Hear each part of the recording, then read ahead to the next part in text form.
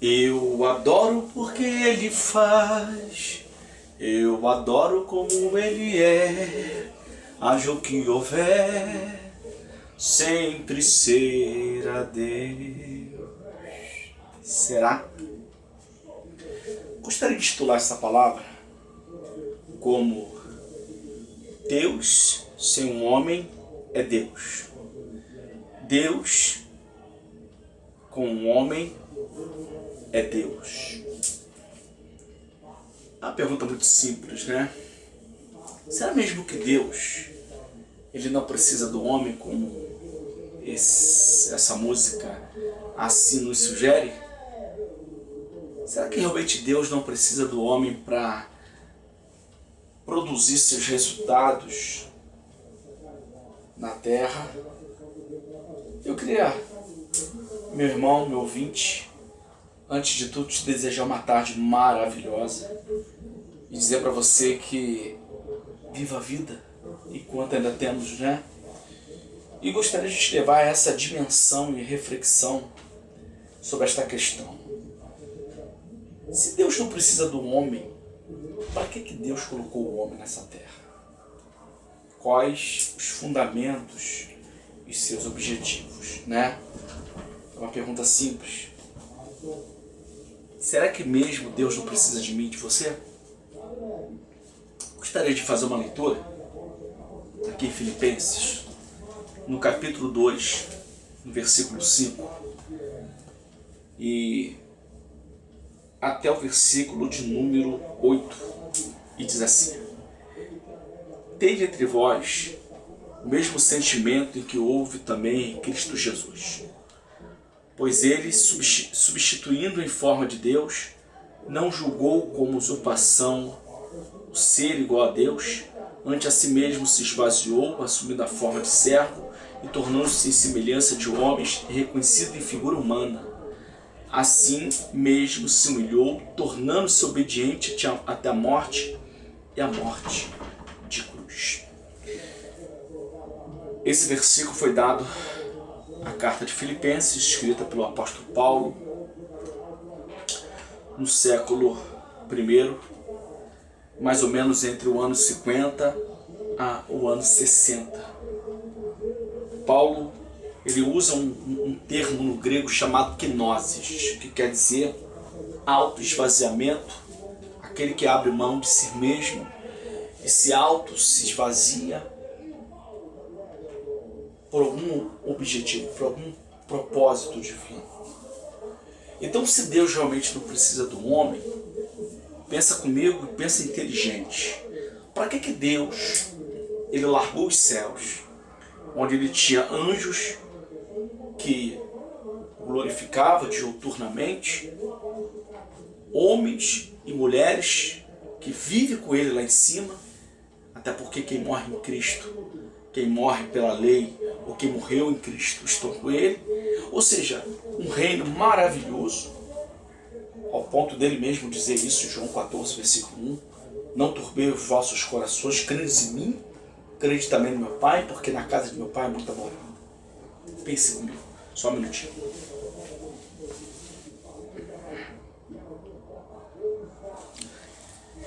Voltei. Então ele tendo tudo isso, agora esse mesmo Deus, ele se esvazia da sua autoessência, que é atemporal, que não se limita a tempo, espaço, a doenças, que não se limita à dor, a sofrimento, a tristeza, a sentimentos que nos atraem a pecar contra Deus, enfim, a todo esse processo, Deus, ele se submeteu quando se tornou homem e se tornou Cristo. Por isso que Cristo é considerado um ser de tamanha vergonha para os judeus, porque os judeus não entendem como um Deus do Antigo Testamento que fazia a monte estremecer, que lançou aquelas pragas no Egito, que era vencedor em todos os quesitos, se submete a um homem foi pendurado na cruz. É difícil para os judeus entender isso. Por isso que os judeus não aceitam o Novo Testamento. Eu estou dizendo isso porque eu já debati com os judeus, já estudo sobre o judaísmo há muitos anos, e essa é a conclusão enfática sobre Jesus. Eles não entendem essa questão do esvaziamento de um Deus para se tornar um homem. Mas essa não é a questão. A questão é você refletir sobre: será mesmo que Deus não precisa do homem? Haja o que houver, sempre será Deus, diz o hino. Haja o que houver, sempre será Deus, diz a música. Eu vou dizer uma coisa para você. Deus ser um homem, ele é Deus. Deus como homem, ele é Deus. Mas ser um homem Deus não seria Deus. Poxa, não entendi. Já parou para imaginar que Deus só foi conhecido, o Deus monógamo, o Deus da monotonia, o Deus da crença judaica, o Deus hebreu, ele só passou a ser conhecido quando ele se apresentou para Abraão? Esse foi o primeiro passo. Ele teve que se apresentar para um homem, certo? Para que fosse conhecido.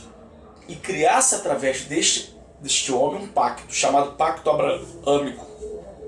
Existem 7. Dentre esses 7, um é abraâmico. Ok? Vamos lá. Vocês vão entender meu raciocínio. Em segundo lugar, Deus, ele primeiro se apresenta a Adão, só que Adão cai.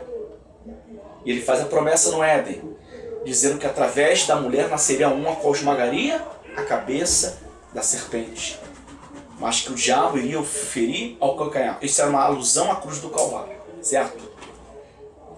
Adão cumpre essa profecia divina lá em Gênesis 3,15, quando ele coabita, que a Bíblia não usa o termo sexo, ela diz coabitar, com Eva, e nasce Sem. Sem virá a origem dos judeus, que será a tribo escolhida para que o Messias vença. Até você entender. Então Adão, ele cumpre a profecia no momento que ele coabita com Eva e nasce Sem. Certo? Sem, melhor dizendo, nasce Caim, nasce Abel, Adão, e da descendência desses dois homens nascerá outros homens que irão cumprir essa profecia através de Sem, Cão e Jafé, que era filho de Noé, que era um homem obediente. Deus escolheu, se apresenta para ele, e ele a crê. Somente naquele exato momento, 8 pessoas são salvas por Noé, que é a sua família. A partir daquilo, Deus escolheu aquela descendência. Deus viu que havia bondade ainda no ser humano, que nem tudo estava perdido. E você vê que essa história cronológica da Bíblia, né, ela é bem explícita em dizer que todo o tempo Deus está precisando do homem. Deus está preparando o espaço para um outro homem vir, chamado Jesus Cristo. Vocês estão entendendo? Até que chega Abraão, lá em Ur dos Caldeus, na Mesopotâmia, né? Apenas um minuto, por gentileza.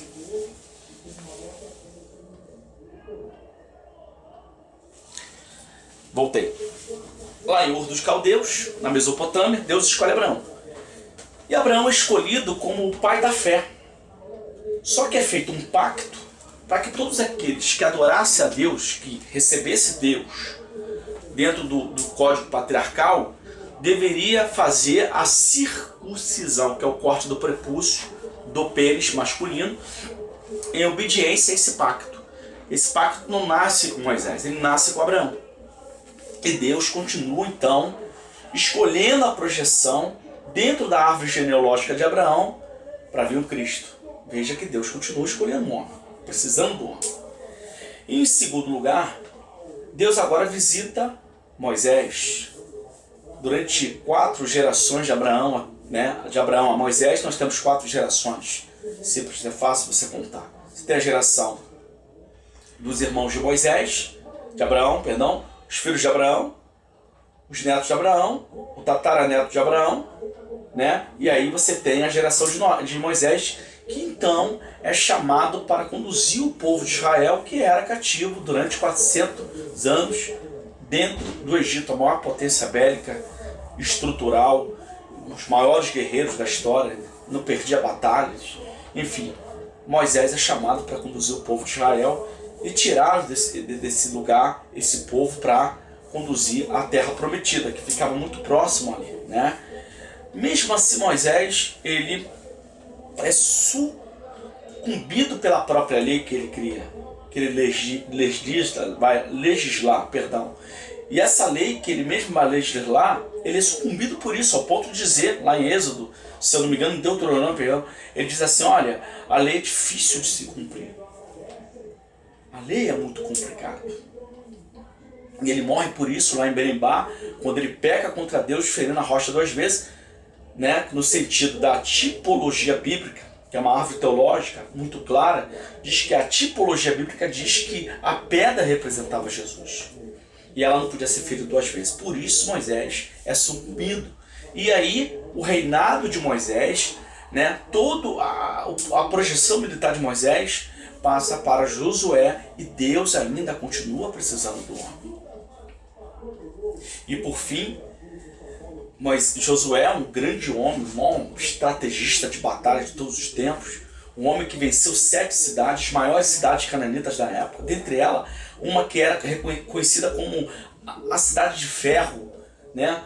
A Jericó, uma cidade terrível, os cananitas governavam aquilo ali, e ele, quando vence tudo aquilo, o povo vai continuar pecando, e Deus ainda precisa do homem, precisando dos juízes, que foi um grupo de homens que foram escolhidos por Deus 300 anos após Israel se assentar como uma nação.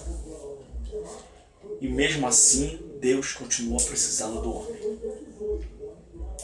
Então, eu nem vou continuar, porque se eu levasse isso mais à frente, a gente começa a entender que Deus, ele precisa do homem para arquitetar os seus planos, os seus objetivos e bolar toda a sua missão terrena. Se Deus não precisasse do homem, Deus não teria escolhido José, né? Deus não teria escolhido Abraão, Isaac e Jacó. Deus não teria escolhido os profetas. Por quê? Porque seria muito fácil para Deus, o Deus bíblico, descer este mundo, mostrar que ele era, né? E ganhar as pessoas pelo que as pessoas veem. Só que não é assim. As coisas não funcionam como nós queremos ver, no sentido da materialidade. Deus não funciona assim. Deus, ele só se faz Deus quando o homem é impossível de fazer aquilo que é impossível aos olhos do homem. É quando a impossibilidade do homem se aproxima, a possibilidade de Deus chegou. E é por isso que Deus foi honrado. Porque você imagina que Deus, ele precisou de Moisés para tirar o povo de Israel do Egito. Deus precisava de Moisés? Não. Mas por que ele precisou de Moisés? Porque ele precisou de um homem. Porque Deus não fez um homem à toa. Deus não fez um homem para ser destruído. Deus não fez um homem para morrer. Deus fez um homem para que o homem tivesse vida, e vida com abundância. João 6,48, eu sou o pão da vida, e aquele que comer desse pão nunca morrerá. Ok? Apenas um minuto, por gentileza.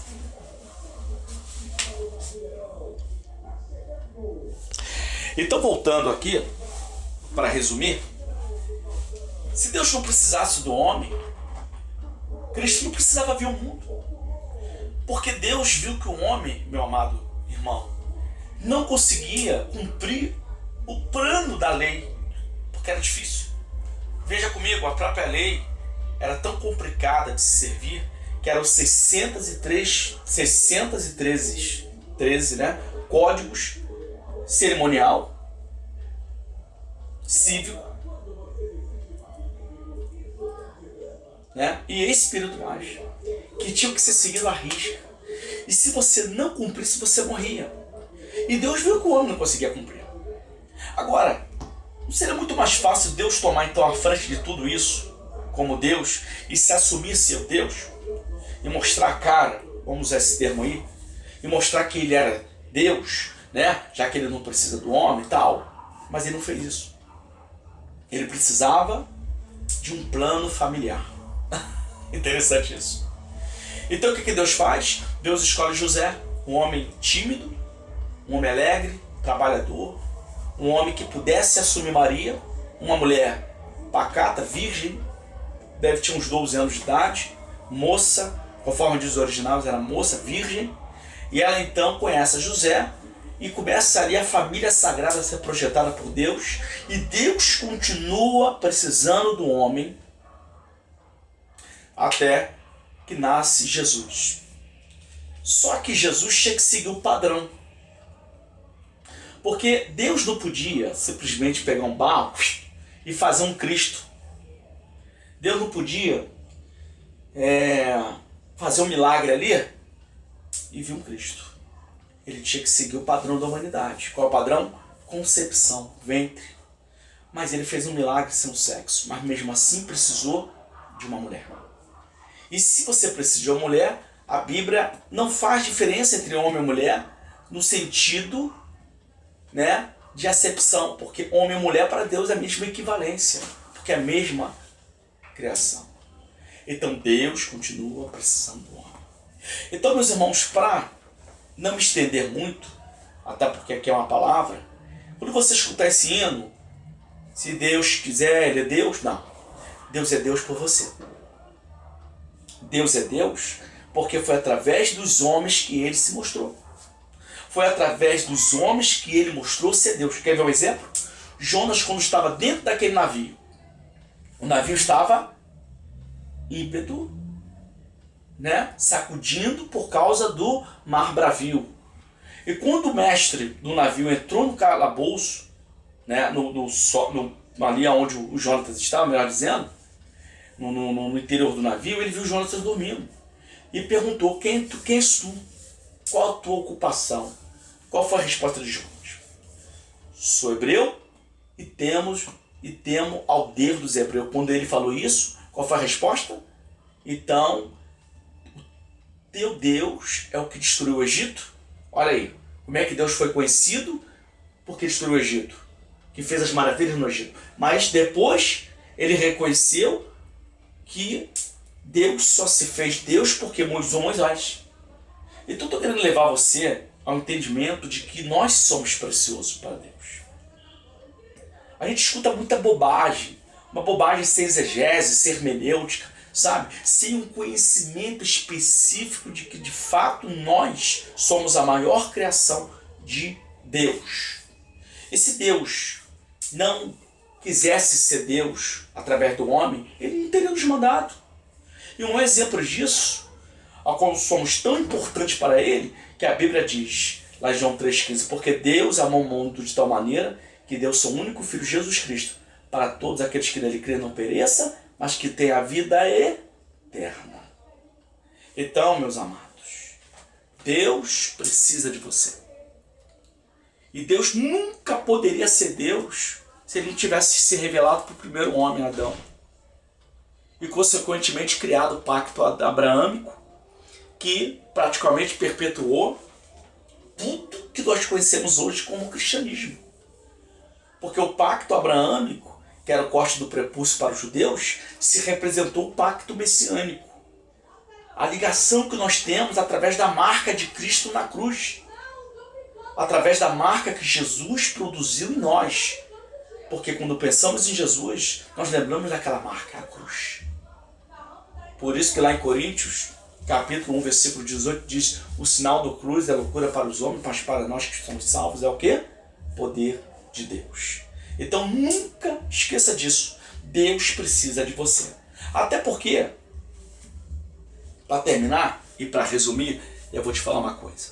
Mas me dá só um minuto.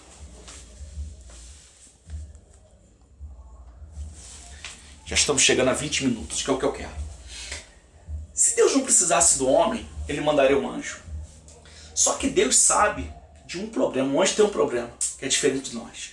Você já estudou teologia? Então você conhece a angelologia, a doutrina dos anjos. Ela diz que um anjo não é como um homem. O homem é tricotomo. O homem é tricotomo.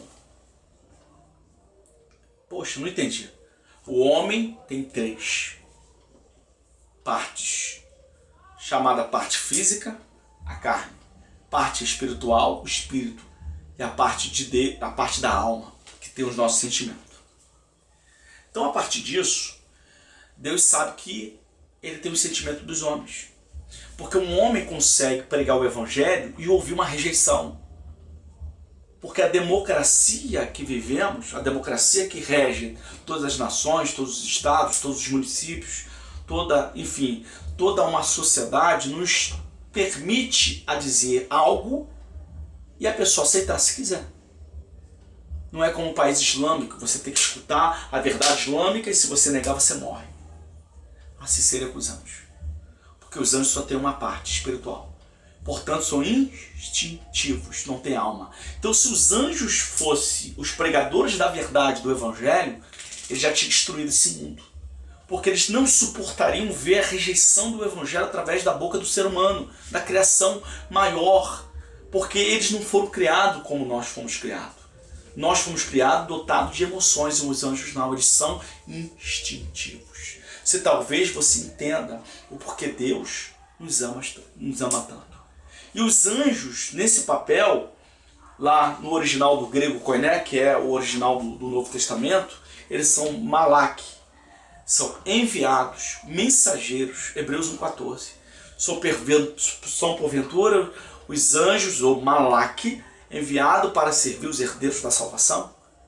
Essa é a função do anjo. Ele não tem outra função. Anjo não marcha, anjo não faz isso, não faz aquilo, anjo não fica usando ninguém dentro de igreja.